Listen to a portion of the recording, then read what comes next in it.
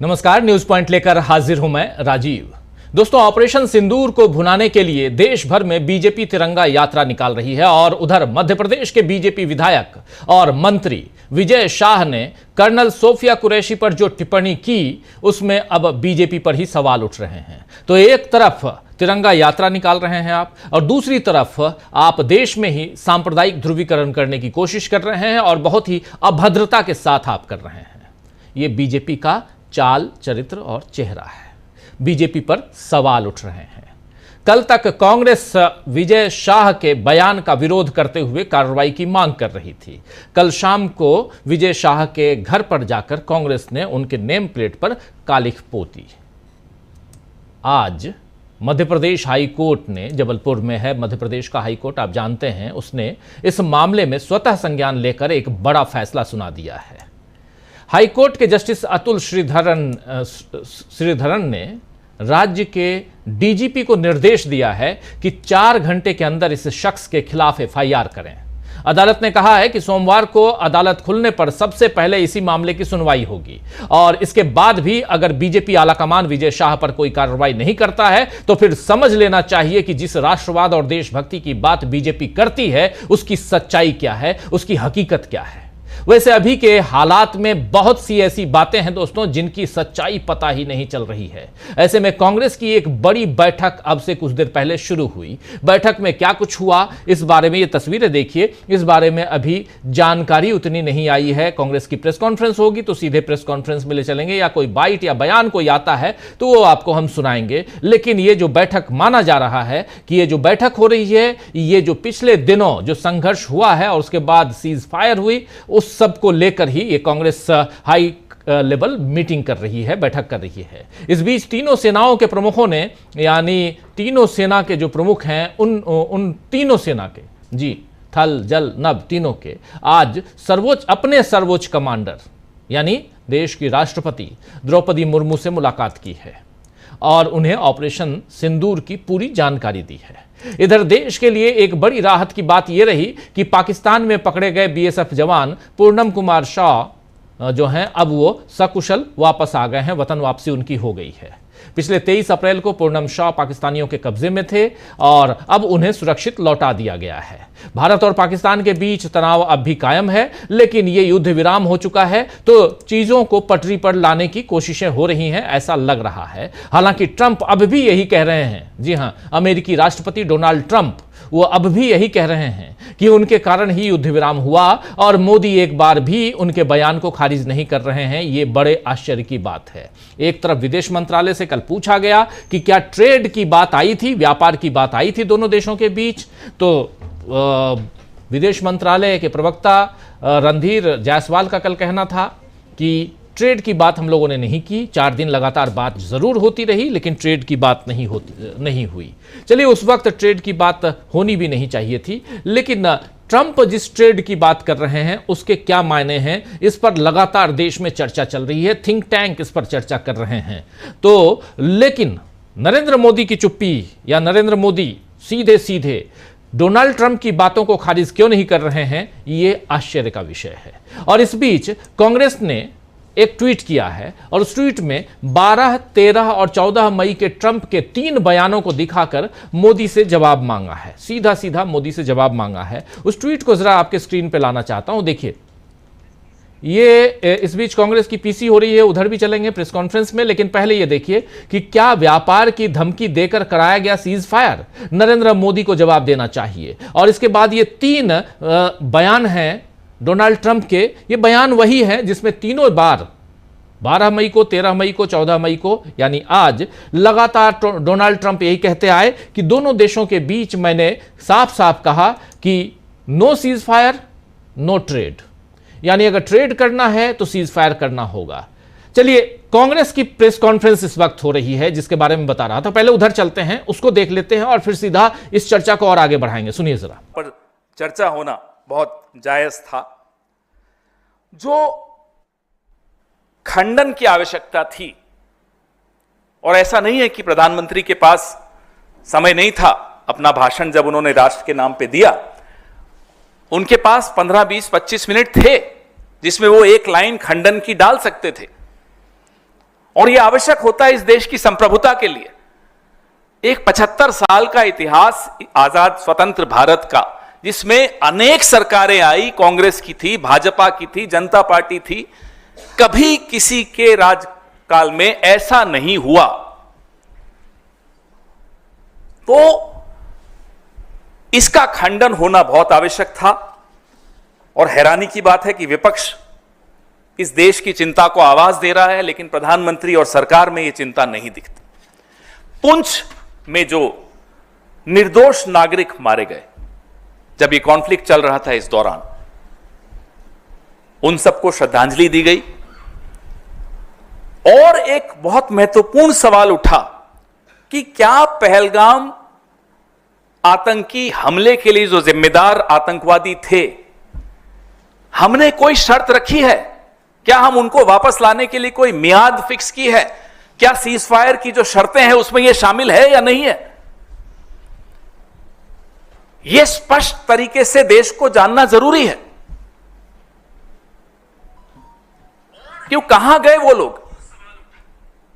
उनके नाम आपने पब्लिक सार्वजनिक किए, उनकी फोटोग्राफ्स आपने सार्वजनिक की, लेकिन यह सार्वजनिक नहीं किया कि सीज फायर की घोषणा से पहले आपने पाकिस्तान के सामने यह शर्त रखी थी कि भैया इस दिन तक आपको ये 5 लोगों को हिंदुस्तान के हवाले करना है।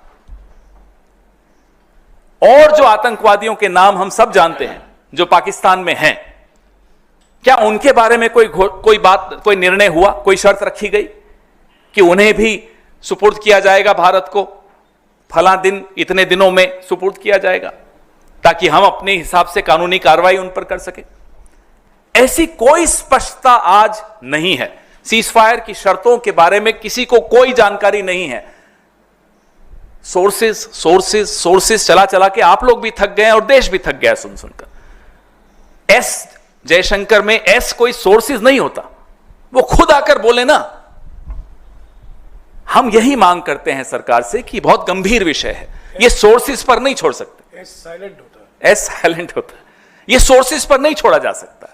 तो आप कृपया करके ये बताइए कि सीज फायर की घोषणा डोनाल्ड ट्रंप जी के माध्यम से क्यों हुई, अमेरिकी राष्ट्रपति जी के यहां से? आप स्पष्ट तौर पे बताइए कि सीज फायर की शर्तें क्या थी। आप स्पष्ट तौर पे बताइए कि पहलगाम के आतंकवादी कब भारत को सौंपे जाएंगे, क्या ये सीज फायर की शर्तों में शामिल था? आप स्पष्ट तौर पे बताइए कि जो बाकी आतंकवादी हैं जिनके नाम पूरा विश्व जानता है और पूरा विश्व यह भी जानता है कि वो पाकिस्तान की शरण में हैं, क्या उन्हें भारत को सुपुर्द किया जाएगा? अगर किया जाएगा तो कब तक किया जाएगा? ये तमाम सवालों के जवाब आवश्यक थे।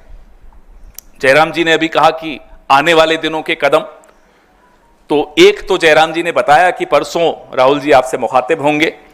दूसरा, पूरे देश में अलग अलग शहरों में जय हिंद रैलियां निकाली जाएंगी, जिसमें सभाएं होंगी, जिसके बारे में जयराम जी अभी आपको और भी बताएंगे कि इसका क्या कॉम्पोजिशन होगा। आने वाले दिनों में और स्पष्ट तौर पे हम आपको उसके बारे में सूचना देंगे। लेकिन मैं जयराम जी से आग्रह करता हूं कि जय हिंद सभाओं के विषय में भी आपसे कुछ स्पष्ट तौर पे बताएं। जैसा कि आप जानते हैं, अलग अलग राज्यों में कांग्रेस पार्टी संविधान बचाओ रैलियां कर रही हैं। 13 या 14 राज्यों में ये हो चुका है और सभी राज्यों में ये चल रहा है, संविधान बचाओ रैली। कल राहुल जी बिहार में होंगे। सामाजिक न्याय को लेकर, जाति जनगणना को लेकर जो सवाल और मुद्दे उन्होंने उठाए हैं, कांग्रेस अध्यक्ष ने उठाया है, कांग्रेस पार्टी ने उठाया है, उसको लेकर बिहार के अलग अलग शहरों में खास तौर से युवाओं के साथ राहुल जी की मुलाकात होगी और वो भी सामाजिक न्याय को भी लेकर भी रैलियां होंगी, सभाएं होंगी विभिन्न राज्यों में।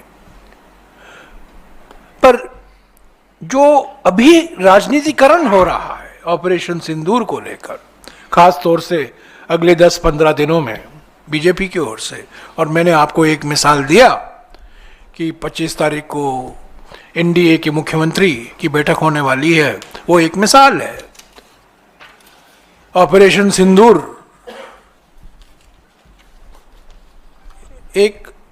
सिंदूर किसी एक पार्टी का ब्रांड नहीं होता है, ये देश का ब्रांड है, जनता का ब्रांड है। ऑपरेशन सिंदूर पर किसी एक पार्टी का एकाधिकार नहीं है, पर जिस तरीके से पार्टी श्रेय लेना चाह रही है, राजनीतिकरण कर रही है, खुले तौर से राजनीतिकरण हो रहा है, और पार्टी का ब्रांड और खास तौर से एक व्यक्ति का ब्रांड, जिसका ब्रांड एक्सपायरी डेट हो चुका है, उसको नई जान फूंकने के लिए उनमें ये नया ब्रांड अपनाया जा रहा है।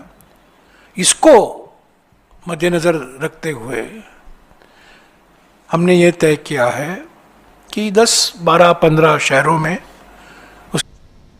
तो ये आप कांग्रेस की प्रेस कॉन्फ्रेंस अभी आप सुन रहे थे, जिसमें पहले पवन खेड़ा और उनके बाद जयराम रमेश अपनी बात रख रहे थे, कांग्रेस की बात रख रहे थे, आगे की रणनीतियां। राहुल गांधी परसों यानी 16 तारीख को प्रेस से मुखातिब होंगे, अपनी बात रखेंगे, यानी प्रेस कॉन्फ्रेंस करेंगे राहुल गांधी परसों। लेकिन कल राहुल गांधी बिहार जा रहे हैं और संविधान बचाओ यात्रा जो चल रही है उनकी, उसमें संविधान सम्मेलन जो यात्रा है, जिसमें जाकर राहुल गांधी अपनी बात रखते हैं, संविधान की बात रखते हैं, ये कल वहां करने वाले हैं बिहार में राहुल गांधी। लेकिन इधर कांग्रेस पार्टी लगातार पूछ रही है कि सीज फायर के पीछे की कहानी क्या है, ये बताइए, असली कहानी क्या है, आपने क्यों नहीं किया, आपने सीज फायर की घोषणा न कर डोनाल्ड ट्रंप से घोषणा क्यों करवाई, और बार बार डोनाल्ड ट्रंप जिस ट्रेड की बात कर रहे हैं उसके पीछे का राज क्या है, ये सारी बातें कही जा रही थी। अभी आपने सुन लिया प्रेस कॉन्फ्रेंस में, और इस प्रेस कॉन्फ्रेंस से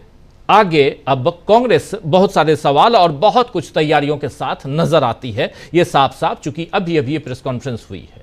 वहीं समाजवादी पार्टी के मुखिया अखिलेश यादव ने आज ट्वीट किया है, और अखिलेश यादव ने ट्वीट में लिखा है कि सरकार से आग्रह है कि वो बाहरी दावों की अंदरूनी सच्चाई बताए। बाहरी दावे क्या? वही डोनाल्ड ट्रंप जो दावे कर रहे हैं, वही सवाल, जो सवाल अभी कांग्रेस पूछ रही थी, वही सवाल यहां पूछ रहे हैं अखिलेश यादव भी, कि सरकार से आग्रह है कि वो बाहरी दावों की अंदरूनी सच्चाई बताए। तो सरकार से जवाब मांगे जा रहे हैं और मोदी कुछ नहीं बोल रहे हैं। देश में ऑपरेशन सिंदूर, युद्ध विराम या सीज फायर कह लें, पाकिस्तान को सबक सिखाने के दावे, ट्रंप के बयान, इन तमाम गहमा गहमी के बीच नए मुख्य न्यायाधीश बीआर गवई का आज शपथ ग्रहण हो गया। आज 52वें सीजेआई के यानी चीफ जस्टिस ऑफ इंडिया के तौर पर, 52nd CJI of India, chief justice of India के तौर पर जस्टिस बीआर गवई ने शपथ ले ली। यह शपथ ग्रहण ऐसे वक्त हुआ है जब सर्वोच्चता को लेकर संसद बनाम सुप्रीम कोर्ट की अनावश्यक बहस चल रही है, और इस बहस को छेड़ा किसने है? बीजेपी ने छेड़ी है बहस। तो एक तरफ संसद की ऊपर है, या सर्वोच्च है, या सुप्रीम कोर्ट है। हालांकि आप याद कीजिए कि बीआर गवई ने सैटरडे को अपनी बात में साफ साफ कहा है कि संविधान सबसे ऊपर है। वही बीआर गवई आज देश के 52